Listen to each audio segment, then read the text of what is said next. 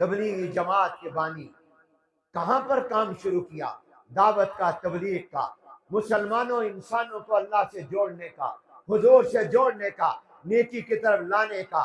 جنت کی طرف لانے کا، جہنم سے بچانے کا۔ حضرت مولانا الیاس نے بستی میں شروع کیا، اس بستی کا نام بستی نظام الدین تھا۔ اب تو وہ دہلی کا حصہ بن گیا، دہلی شہر پھیل گیا، آبادی بڑھ گئی، لیکن جس وقت مولانا الیاس رحمت اللہ علیہ نے وہاں سے اللہ کے دین کی تبلیغ کا کام شروع کیا، بستی سے شروع کیا، نظام الدین سے شروع کیا، وہ شہر بھی نہیں تھا، وہ گاؤں تھا، وہ بستی تھی، مگر اللہ کی رضا کے لیے، حضور سے محبت کی وجہ سے، حضور کے کلمے کو پوری دنیا میں پہنچانے کے لیے مولانا الیاس نے کام شروع کیا۔ مولانا الیاس کے پاس کوئی ریاست نہیں، مولانا الیاس کے پاس کوئی حکومت نہیں، مولانا الیاس کے پاس کوئی ملک نہیں، مولانا الیاس رحمت اللہ علیہ کے پاس کوئی سلطنت نہیں۔ حضرت مولانا الیاس رحمت اللہ علیہ کسی ملک کے صدر نہیں، وزیر اعظم نہیں، ان کے پاس بجٹ اور پیسہ نہیں، ان کے پاس میڈیا نہیں،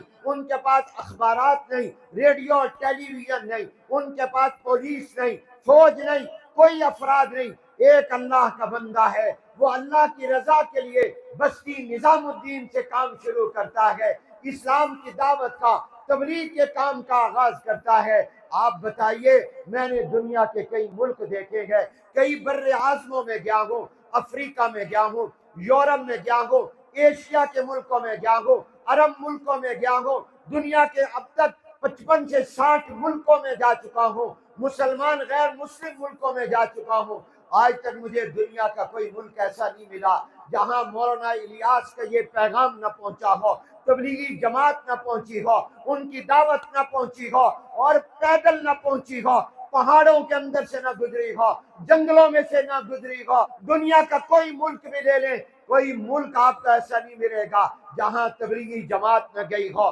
مولانا الیاس کا درد نہ پہنچا ہو، اور پیدل جماعتیں نہ گئی ہو، اور کتنے مشکل وقت میں گئے ہو، جب انہوں نے جا کر راتیں سرد ملکوں میں، برطانیہ کی سردیوں میں، یورپ کی سردیوں میں، ٹیلی فون بوت میں رات گزاری۔ کوئی مسلمان خال خال ہے، کوئی مسجد نہیں ہے، مدرسہ نہیں ہے، کوئی ان کو اپنے گھر میں پناہ دینے والا نہیں ہے، وہ ٹیلی فون بوت میں رات گزارتے اور سردی سے بچتے اور اللہ کے نبی کا کلمہ لے کر پہنچتے۔ یہ پوری دنیا میں جو دعوت و تبلیغ کا پیغام پہنچا، یہ مولانا الیاس کے اخلاص کی وجہ سے پہنچا۔